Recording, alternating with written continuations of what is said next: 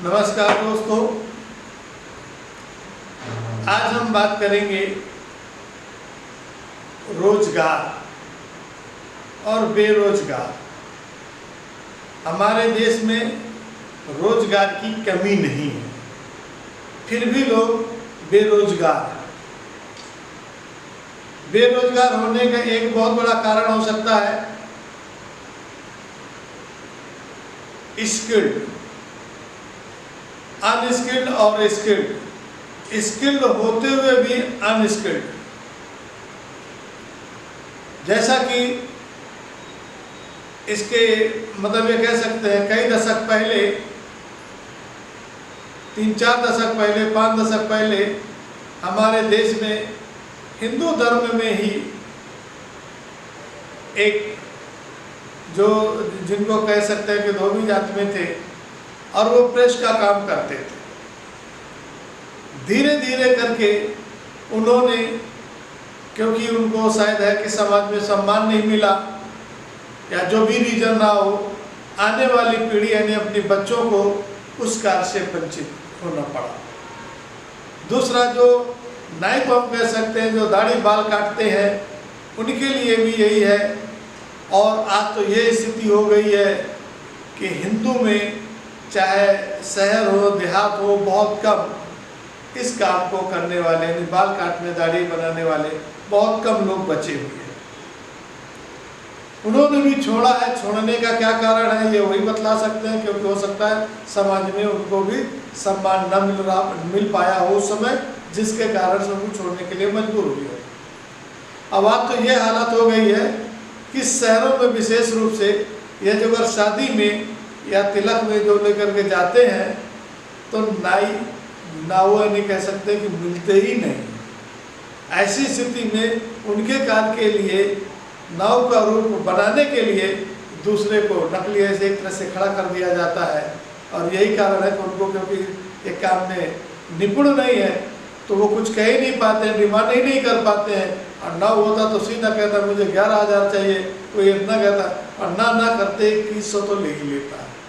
यहाँ पर जो नाई उससे परंपरागत नाई नहीं होते हैं, ऐसे ज़बरदस्ती बना दिए जाते हैं, उनको जो कुछ भी दे दिया जाता है ले लिए। वो तो सोचते हैं कि चलो कुछ नहीं तो कुछ तो मिल गया।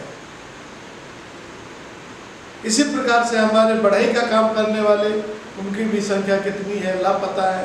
कुम्हार में जो बर्तन बनाने वाले थे, इस तरह से कहते हैं हर क्षेत्र में लगभग जो काम होता था नहीं हो पा रहा है। कारण कुछ भी हो, यदि सरकार इन्हीं को प्रोफेशनल में लेकर के और इनके कार्यों को विशेष रूप से आगे कर दे तो निश्चित रूप से एक अच्छा रोजगार भी मिलेगा। और हिंदुओं को एक फिर जो भावना आ रही है कि हमारे यहाँ हिंदू में जो नाई नहीं बचे हैं, या प्रेस करने वाले नहीं बचे, कपड़ा धोने वाले नहीं बचे हैं, या कह लीजिए बर्तन बनाने वाले नहीं बचे हैं, सब इस समय अधिकांशतः देखा जाएगा तो हमारे मुस्लिम भाई इस काम को बड़े प्रेम से, बड़े साहस से, भाव से उन्होंने स्वीकार किया। उनको इस कार्य में किसी प्रकार का संकोच नहीं है, और न हमें बतलाने में कोई संकोच है कि जितना लगभग शहरों में तो विशेष रूप से जितने बाल काटने का काम है, दाढ़ी बनाने का काम है, सब हमारे मुस्लिम भाई है। प्रेस करने का भी है तो वो भी उनको मुस्लिम भाई है। जितना भी कह लीजिए कि छोटे से बड़े से काम हो, जितना भी मोची का है या बिजली का है या किसी का काम है, सब वो अपना धीरे धीरे करके करना शुरू कर दी है। लेकिन हमारे हिंदू धर्म में, हमारे समाज में जो इन कार्यों को न छोड़ दिया गया है, और न अभी समय जो है ना तो उनको प्रोत्साहित किया जा रहा है, ना वो भी आगे आने का प्रयास कर रहे हैं। तो सरकार यदि वो इन चीज़ों पर फोकस करे, उनको नए तरीके से जो स्किल्ड है उनको आगे करें, जो स्किल्ड नहीं है, जो ट्रेन नहीं है, उनको ट्रेनिंग दे करके और जगह जगह पर इनको खोलने की जो दुकान खुलवाई जाए तो निश्चित रूप से एक बड़े पैमाने पर रोजगार हो सकता है। इस तरह से भी कर सकते हैं।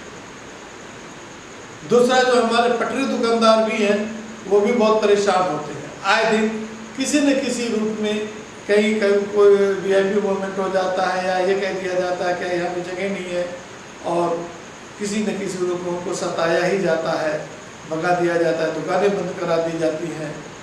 जिसके कारण से वो भी परेशान होते हैं। ये जो अगर सरकार एक निर्धारित जगह पर हर एक को एक संख्या निर्धारित कर ले, गणना कर ले, हर शहर में हमारे कितने पटरी दुकानदार हैं, उन पटरी दुकानदारों को चिन्हित करके नाम और सब चीज़ पता करके जब उनको लाइसेंस जारी कर दे, एक जगह निर्धारित कर दे, तो उनकी भी रोजी रोटी बराबर चलती रहे। और कहीं ना कहीं किसी रूप में कहना नहीं चाहिए, लेकिन कहना पड़ रहा है कि किसी न किसी रूप में जो भी है, चाहे नगर निगम के कर्मचारी हो, चाहे पुलिस डिपार्टमेंट हो, कहीं ना कहीं उनसे कुछ ना कुछ तो मिल ही जाता है, ले ही लेते हैं।